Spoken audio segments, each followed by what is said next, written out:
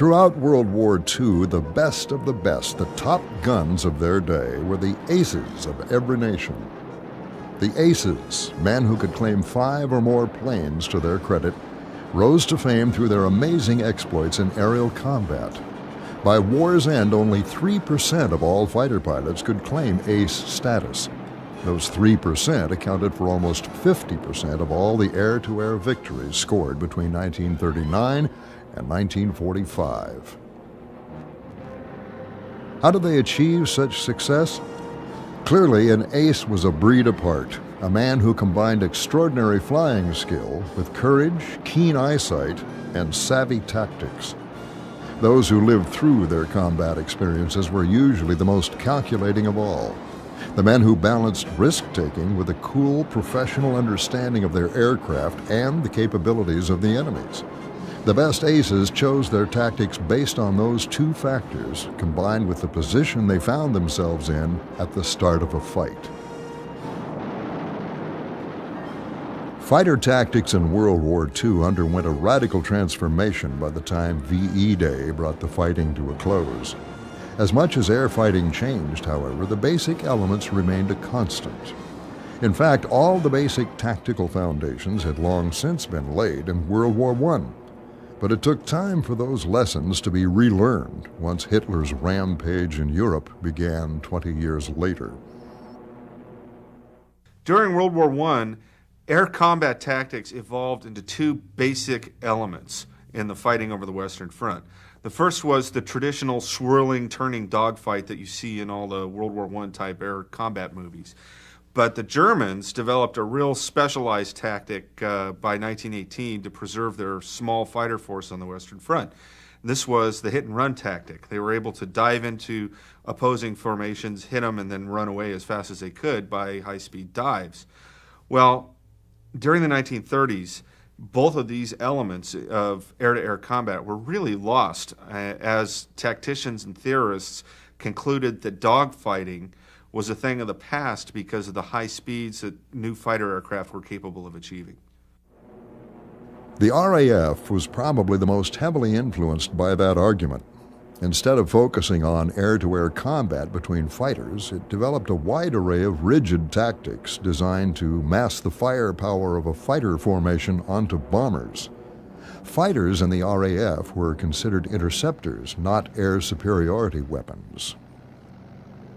The mass attack tactics developed by the RAF during the interwar period proved to be an utter catastrophe during the initial stages of the Second World War. The main reason for this was the fact that when flying in these tight formations, only the squadron leader or the flight leader would actually be looking around for enemy aircraft. Everybody else was so busy flying wing on the other aircraft in the formation that they didn't have the opportunity to be looking for enemy aircraft. Consequently, they were constantly surprised and aircraft were lost that probably wouldn't have been lost had they been flying in looser formations.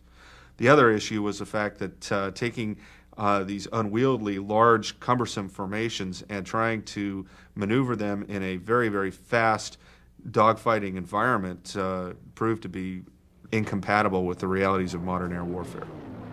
If the RAF entered the war with deliberate and rigid tactics, the Luftwaffe took the opposite approach.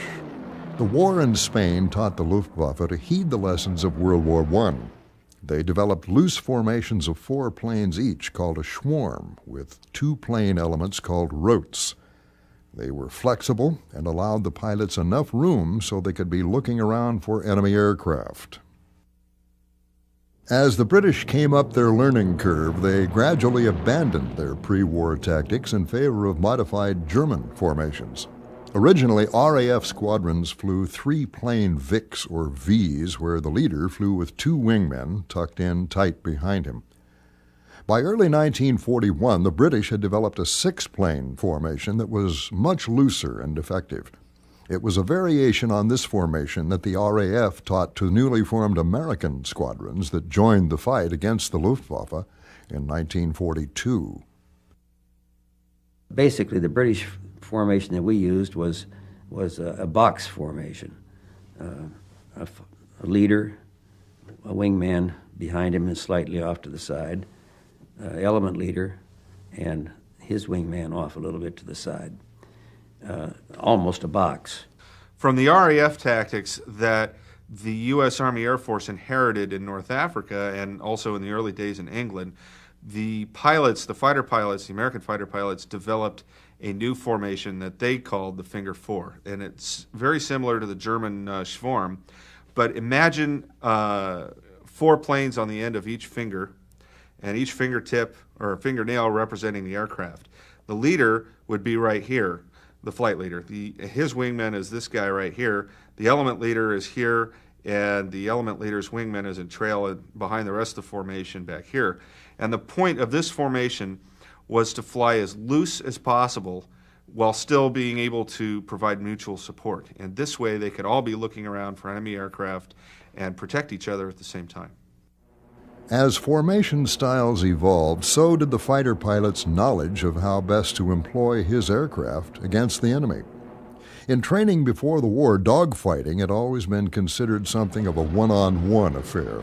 Little effort was made in such encounters for a fighter formation to work as a team. Again, it was the Germans who rediscovered their roots. In Spain, they learned the distinctions between dogfighting styles, hit and run versus a turning fight. A light, agile fighter was found to be best for a turning battle, while faster aircraft with better climbing and diving characteristics proved to be the best hit-and-run style weapons. The Germans developed the best early war hit-and-run fighter in the Messerschmitt 109.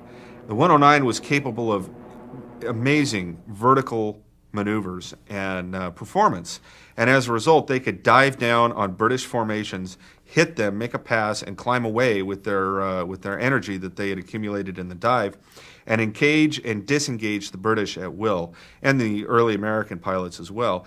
And this sort of attack caused a lot of losses amongst Allied aircraft and aircrew during the early days and early months of the war. The only thing that the British and the American pilots in 1940, 41, 42 could do was try to break away from these diving attacks and turn. And while that was a fine defensive maneuver, it made them entirely reactive. They could not really retain the initiative or capture the initiative away from this amazing energy fighter. Anytime you got into a jam, attacked by 109, and they were usually above us, so they'd have the initiative initially. Anytime you were attacked by a 109, about the only thing you could do to keep from getting hit was to get into a tight turn, which he couldn't keep with you. And if you could persuade him to stick with you, you could eventually get around, work into position on his tail. The Germans could never turn with you. A 109 had a much heavier wing loading, 32 pounds versus the Spitfire's Hurricane's 25.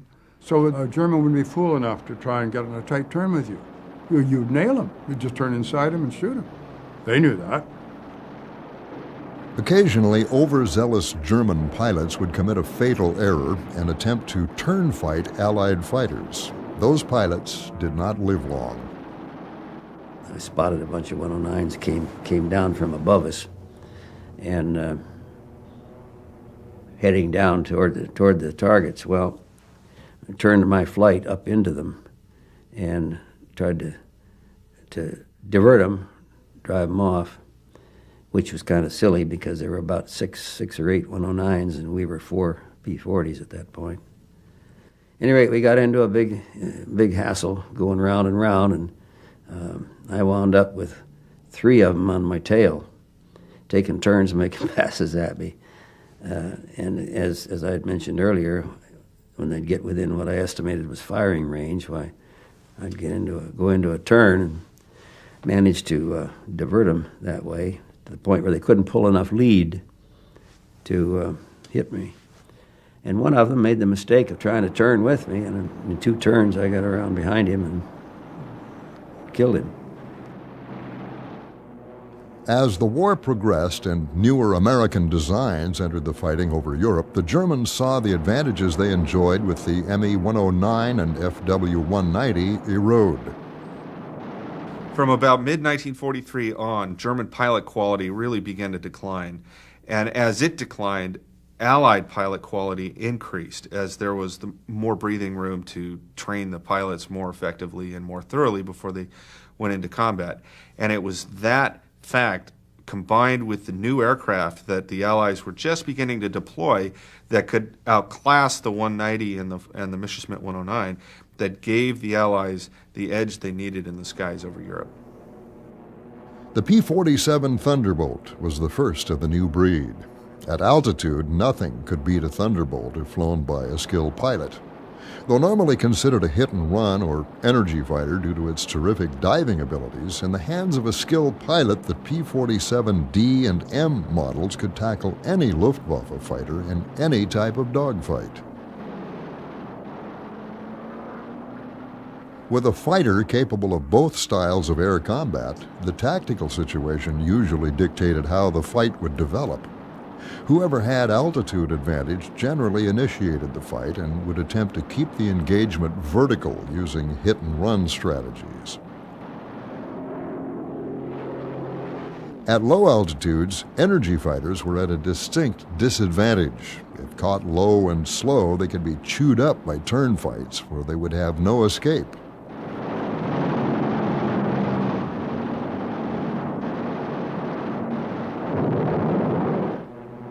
Fortunately, the P-47 in skilled hands proved to be a more than capable all-around fighter, even in a low-altitude turning fight. We were on the deck, working on the deck, and I think we could outfly him on the deck.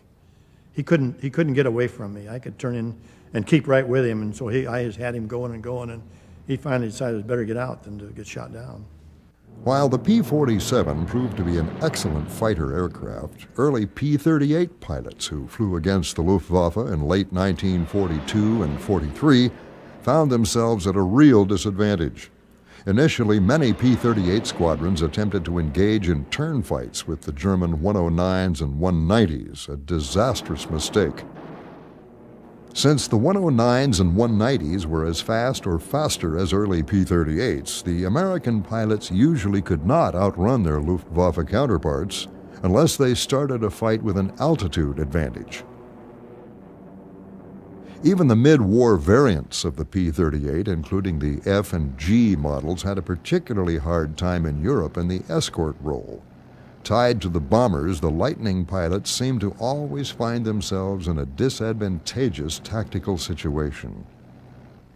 A German plane could cut off their attack any time. All they had to do was dive.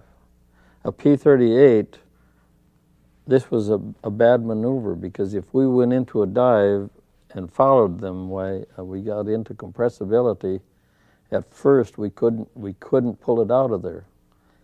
Compressibility is a high-speed buffet, and it's dangerous.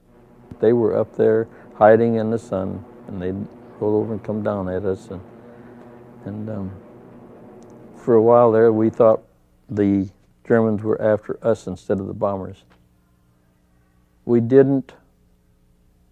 couldn't outturn them, and we couldn't dive with them. It was their show there for quite a bit. We didn't get as many of them, I guess, as they got of us. We had quite a few losses. After some painful lessons, the P-38 units learned to at least hold their own against the Luftwaffe through 1943. When you see them coming, you turn. They didn't like the front end of a P-38, and they had respect for us. You see, they didn't know what we could do. They had to learn just like we did how well we were going to perform against them. By the end of 1944, however, the P-38L reached units in the European theater and gave the Americans a revolutionary model of the Lightning. With its hydraulic boost controls, dive brakes to inhibit compressibility, and powerful Allison engines, the L model allowed the pilots to employ tactics that weren't available to them before. The original P-38 was kind of stiff. You had to really put effort. 1 pound here was 1 pound out there. But after they put those hydraulic boosters on it, 1 pound here was 16 out there.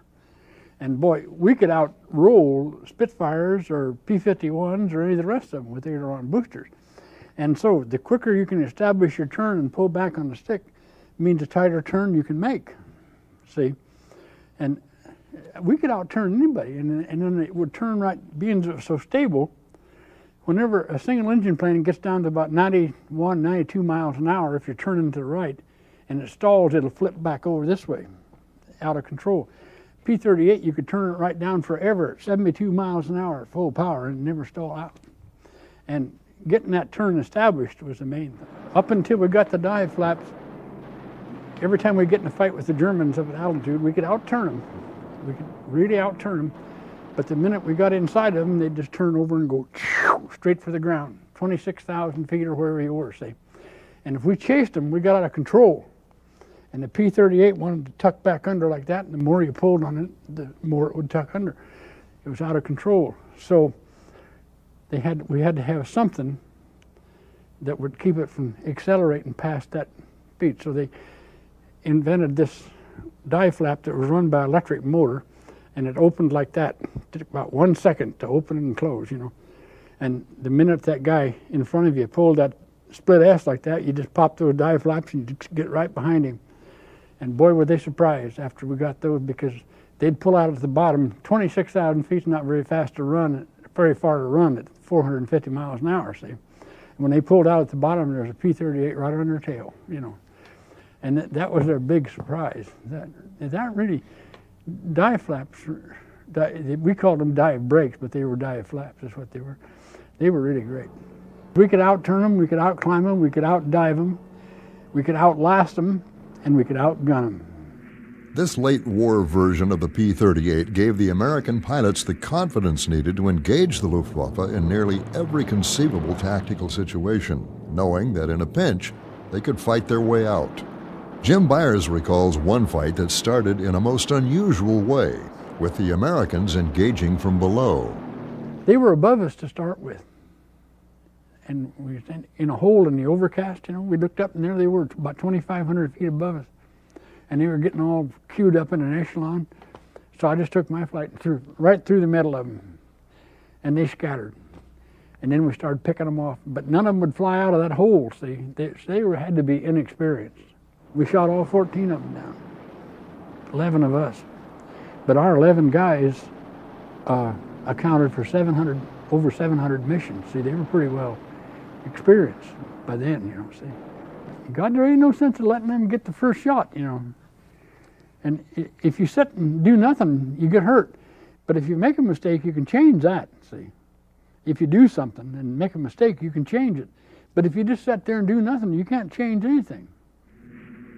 In other situations, the P-38 could be one of the deadliest hit-and-run fighters of the war, especially if the Lightnings began a fight with altitude advantage. And we looked off to the east, a whole bunch of ME-109s, about 20 of them, were attacking 4 P-47s. Coming down, boy, just like rain down out of the sky. So we flew over there and got in the fight, and we shot down 8 of them. All that happens fast, you know. You're scared, but you're not panicked. You know, see, that's the difference right there. Yeah, and anybody that says they aren't scared, they're useless, because anybody that is any good at all gets scared.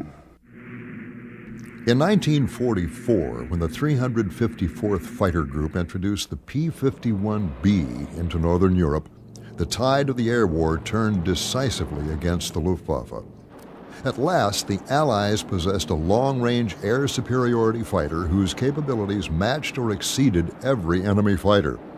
While the P-47's major weakness was its slow rate of climb, the Mustang climbed like a homesick angel and dived with the best the Luftwaffe had to offer. With no major weaknesses, the P-51 became the best all-around air superiority fighter of the war, at any altitude. That caught the Germans flat-footed there for a while. They really give them a bad time. Because the 51s, they catch the German Air Force in the air, and they drop those tanks, and then they cut them to pieces because the the 51 could outturn the Messerschmitts. So they made out real well there. By war's end, the nature of the air war had evolved into a brutal struggle for positional advantage. From the early days when the Germans were able to dominate the RAF with their sleek 109s and their deadly hit-and-run tactics, newer Allied aircraft arrived in time to change the fundamental nature of the air war. While retaining their edge in turn fights, Allied pilots enjoyed unparalleled flexibility with the late generation of fighters and could fight the Germans in vertical hit-and-run style and win. Such flexibility spelled doom for the Luftwaffe's fighter force by 1944. While different tactics could help offset the advantages an enemy may have in aircraft quality or quantity, there were some basic elements to air combat that always remained a constant. Mastering them took time, something that fighter pilots in World War II didn't always have. During World War II, American pilots used to say, "Fly 5 and stay alive." And what that meant was, if you made 5 missions, if you flew 5 missions and you were still alive, your chances of survival through your entire tour just went up exponentially. The reason for this was something that later was called situational awareness. SA was basically the ability to process all the information going on around a pilot in the midst of an air-to-air engagement. And developing the sense of situational awareness needed for survival in air combat took time. If a pilot could fly 5 missions, he'd have the experience needed to really understand and process the things that he saw. But before that point, he had no concept of what was going on around him. Frequently, pilots never even saw aircraft around them in an air-to-air engagement, and even more seriously, they rarely saw the aircraft that shot them down. As a result, it was the inexperienced pilots that made up the brunt of the losses through the entire Second World War. Dogfights are funny things. They're huge. They might go all over the sky. You lose track of your own people. Hopefully your wingman stays with you. If he doesn't, then you're in trouble because you not only have to watch what you're doing, you have to watch behind you. People who don't check 6 are in deep trouble. If they won't be victor, they'll be victim. Sighting the enemy has remained the single most important element to winning any air-to-air engagement. Once the enemy had been sighted, keeping them in sight was always critical to winning the battle. Another fighter pilot proverb of the day ran, "Lose sight, lose the fight." Without knowing what the enemy was attempting next, a fighter pilot could not select the maneuver needed to counter it. Again, that was why so many inexperienced pilots went down. They simply could not see or process all the information unfolding around them. Sometimes, if a pilot lost sight of the friendly aircraft in his flight or squadron, they could be almost as hazardous as the enemies in close-range turn fights. One of my very first sightings of an enemy aircraft was a 109 who crossed in front of me. I turned and got headed towards him in a steep bank left, and all of a sudden he started coming apart, and I hadn't fired my guns yet, and it was Glenn Eagleston coming in from the other side had hit him. Glenn used to tell me all the time, "I owe you one." He says, we almost were air scoop to air scoop when he finally hit him. If a fighter pilot could stay alive long enough to learn some of the key lessons in air combat survival, he could become a very valuable asset to his squadron. During the war, to be a successful fighter pilot in air-to-air combat, you needed a couple of basic ingredients. The first was eyesight. A successful fighter pilot had good eyesight and could spot enemy aircraft at long ranges. The second was the ability to fly his aircraft to the edge of its performance envelope. Basically, he needed to be a good pilot. And kind of as a corollary to that, he needed to understand his aircraft as thoroughly as possible so he could get the most out of it. And that really came down to a number of hours that that particular pilot had flown in the fighter type he was taking into combat. Lastly, he needed to have a thorough understanding of the tactics that would maximize his aircraft's potential and capabilities in air-to-air combat, while at the same time negating some of the advantages the enemy aircraft possessed over his own aircraft. Air-to-air gunnery was and still is a true art form that only a select few ever really master. Dick Bong, America's ace of aces, spent his first months in combat unable to hit anything except from practically dead astern. Later, after undergoing extensive gunnery training in the States, he returned to combat and became an incredible aerial marksman, hitting targets from virtually any deflection. Deflection shooting was the ability to take out a target from different angles relative to that particular target's direction. So firing from directly astern on an enemy plane was called a zero-degree deflection shot, while shooting from a 45-degree angle from behind was called a 45-degree deflection shot. The most difficult shot was the 90-degree deflection shot, where the shooting plane was perpendicular to the target aircraft. That required the most amount of lead and the most amount of calculations in the pilot's head to actually hit the target. Deflection shooting was actually an art form. It was very difficult to do, and there were very few pilots who were really good enough to hit a target from anywhere except dead astern. So those that were able to do it really had very high scores. René Fonck was probably one of the most famous deflection shooters in aviation history. He was a World War I French ace with over 70 kills to his credit. During World War II, some of the great deflection shooters were Hans Joachim Marseille, who was a German pilot who was renowned for his ability to bring down very rugged aircraft like P-40s with 7 or 8 shots. He was that good of a marksman. For the Americans, probably one of the best deflection shooters was Tommy McGuire, who had 38 kills and was the second-ranking American ace in World War II. Through much of the war, Americans relied on fixed reflector gun sights. At first, the standard K9 gun sight was used. Later in the war, however, the United States developed a computer gun sight known as the K-14. With the help of a gyro, it would compute the lead required to hit an aerial target. We had a K-14 sight that was a gyro sight, and you put the pip on the plane, and if you were in too tight of a turn, though, you better have your stationary sight on too. And that happened to me, and I was pulling in a real tight turn, and the thing was gone. Just dumped. It would dump. You pull a gyro too fast, it'll dump.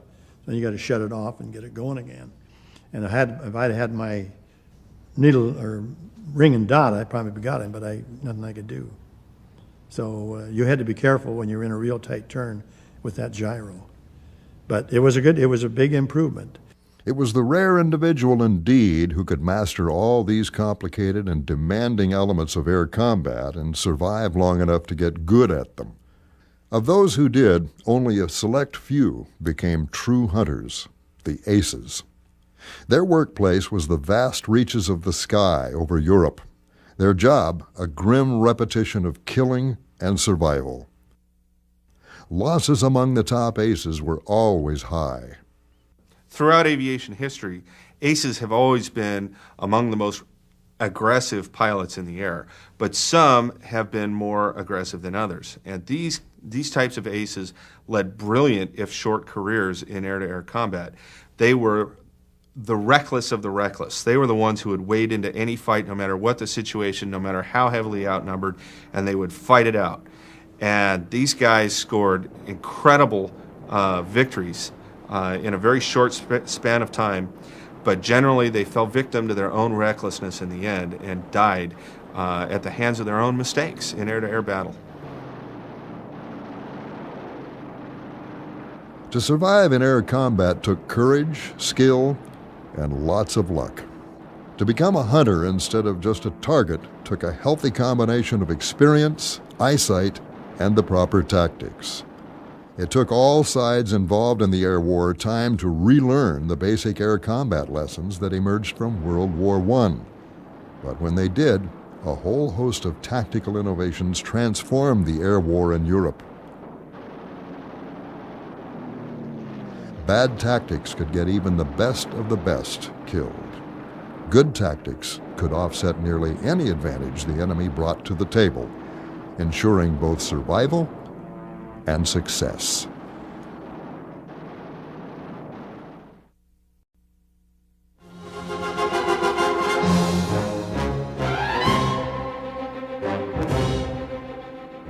Throughout World War II, the best of the best, the top guns of their day, were the aces of every nation.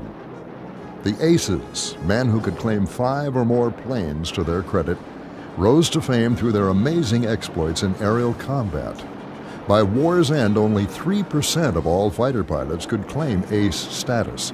Those 3% accounted for almost 50% of all the air-to-air victories scored between 1939 and 1945. How did they achieve such success?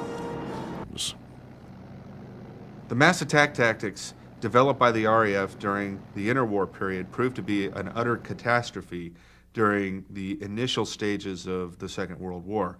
The main reason for this was the fact that when flying in these tight formations, only the squadron leader or the flight leader would actually be looking around for enemy aircraft. Everybody else was so busy flying wing on the other aircraft in the formation that they didn't have the opportunity to be looking for enemy aircraft. Consequently, they were constantly surprised, and aircraft were lost that probably wouldn't have been lost had they been flying in looser formations. The other issue was the fact that taking these unwieldy, large, cumbersome... Clearly, an ace was a breed apart, a man who combined extraordinary flying skill with courage, keen eyesight, and savvy tactics. Those who lived through their combat experiences were usually the most calculating of all. The men who balanced risk-taking with a cool, professional understanding of their aircraft and the capabilities of the enemies. The best aces chose their tactics based on those two factors, combined with the position they found themselves in at the start of a fight. Fighter tactics in World War II underwent a radical transformation by the time VE Day brought the fighting to a close. As much as air fighting changed, however, formations hit them and then run away as fast as they could by high-speed dives. Well, during the 1930s, both of these elements of air-to-air combat were really lost as tacticians and theorists concluded that dogfighting was a thing of the past because of the high speeds that new fighter aircraft were capable of achieving. the RAF was probably the most heavily influenced by that argument. Instead of focusing on air-to-air combat between fighters, it developed a wide array of rigid tactics designed to mass the firepower of a fighter formation onto bombers. Fighters in the RAF were considered interceptors, not air superiority weapons. The basic elements remained a constant. In fact, all the basic tactical foundations had long since been laid in World War I. But it took time for those lessons to be relearned once Hitler's rampage in Europe began 20 years later. During World War I, air combat tactics evolved into two basic elements in the fighting over the Western Front. The first was the traditional swirling, turning dogfight that you see in all the World War I type air combat movies. But the Germans developed a real specialized tactic by 1918 to preserve their small fighter force on the Western Front. This was the hit-and-run tactic. They were able to dive into opposing